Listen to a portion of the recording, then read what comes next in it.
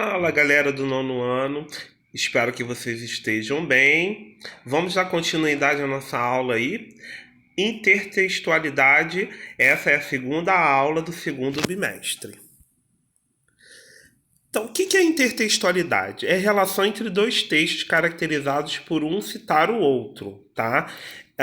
Isso quer dizer o quê? Eu vou ter um texto que eu vou conseguir identificar de uma forma explícita ou implícita um outro texto que está sendo baseado em outro texto. Isso se chama intertextualidade, um texto citando o outro. Vamos seguindo aí. Então, a intertextualidade, aqui a gente pode perceber que ela é feita de duas maneiras. Qual é a primeira maneira? A explícita, facilmente anotada e parte do corpo do texto, geralmente apoiando-se justamente no conhecimento do senso comum por parte do leitor espectador. Exemplo, né? A explícita, a gente quando lê um texto, a gente percebe literalmente que esse texto está sendo baseado a partir de outro.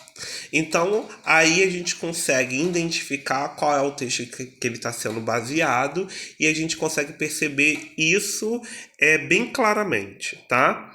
Aí eu trouxe o exemplo do Shrek, presença de diversas referências de contos de fadas ou contos infantis, né?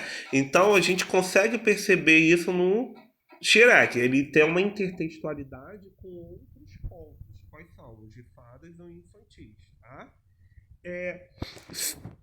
Citações como o filme Matrix, lendas medievais, que a gente consegue perceber explicitamente no filme.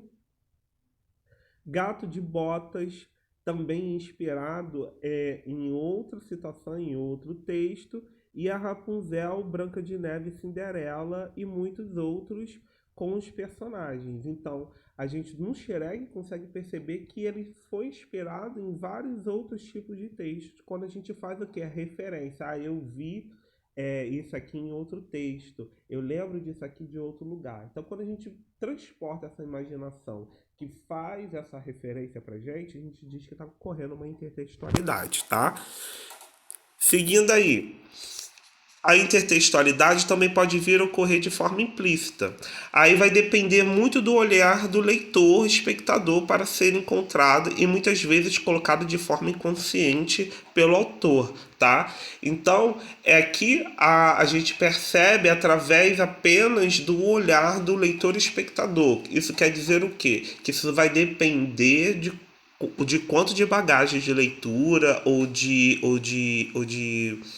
gostar de assistir filmes e por aí vai, para a gente perceber, para o leitor perceber essa intertextualidade. Então, tem gente que percebe, tem gente que não vai perceber.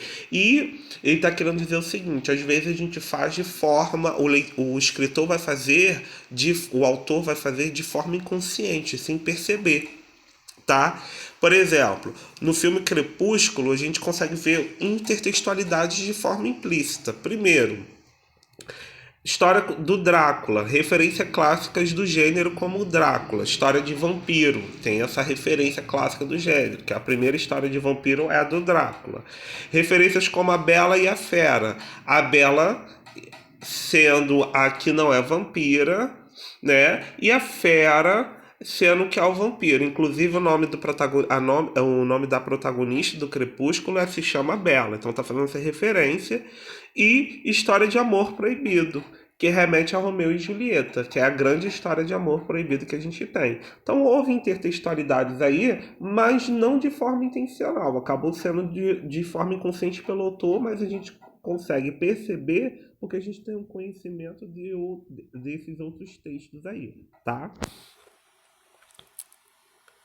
Seguindo, agora a gente vai entrar no subcampo da intertextualidade, chamada paráfrase, tá?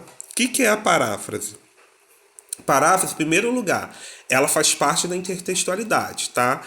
Representa uma reescritura do texto original com novas palavras, sem que o sentido do mesmo seja modificado, né? Então a gente vai reescrever um outro texto só que com palavras novas, sem que o sentido seja modificado. Então, se a gente está reescrevendo outro texto, a gente está fazendo uma intertextualidade com esse outro texto, tá? Assim, a paráfrase é uma reprodução da ideia do autor com as palavras do discente, ou seja, do aluno, utilizando-se de sinônimos, inversões de períodos e etc. Tá? Então, uma paráfrase é uma mudança da forma de escrever uma ideia, tá? Mas a ideia está ali presente. O autor da paráfrase deve demonstrar que entendeu claramente a ideia do texto. Exemplo de paráfrase. Olha lá, o texto original. Canção do Exílio de Gonçalves Dias. Minha terra tem palmeiras onde canta o sabiá. As aves que aqui gorjeiam não gorjeiam como lá. Olha a paráfrase que a gente que construiu, que é de Carlos Drummond de Andrade. Meus olhos brasileiros se fecham saudosos. Minha boca procura a canção do exílio. Como era a mesma canção do exílio, eu tão esquecido da minha terra, aí a terra que tem palmeiras onde canta o sabiá. Então, eu estou reescrevendo a mesma ideia, tá? A pessoa continua sendo saudosa, só que eu trouxe outras palavras, outros sentidos, outras construções de textos. Então eu escrevi a mesma coisa de outra forma. Então toda vez que eu faço isso, eu utilizo a paráfrase. Seguindo aí outro exemplo de intertextualidade, a gente tem a paródia.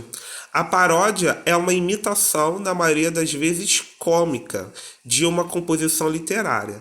Também existe paródia de filmes e músicas, utilizando a ironia e o deboche. Ela geralmente é parecida com uma obra de origem e quase sempre tem sentidos diferentes. Na literatura, a paródia é um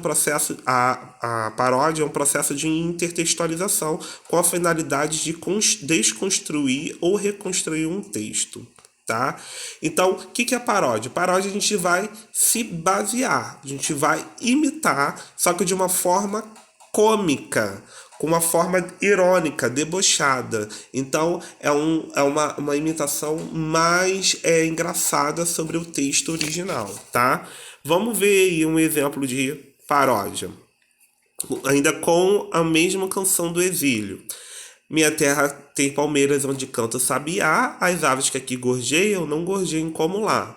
Aí a paródia escrita por Oswald de Andrade. Minha terra tem palmares, minha terra tem palmares onde gorjeia o mar. Os passarinhos daqui não cantam como os de lá. Aqui a gente vê que houve uma recriação, né?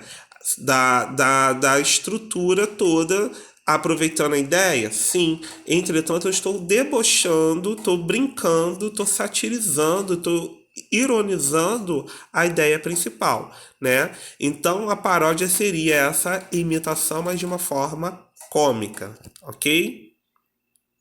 Então, galera, chegamos ao fim. Espero que vocês tenham gostado da aula e a gente se vê em breve.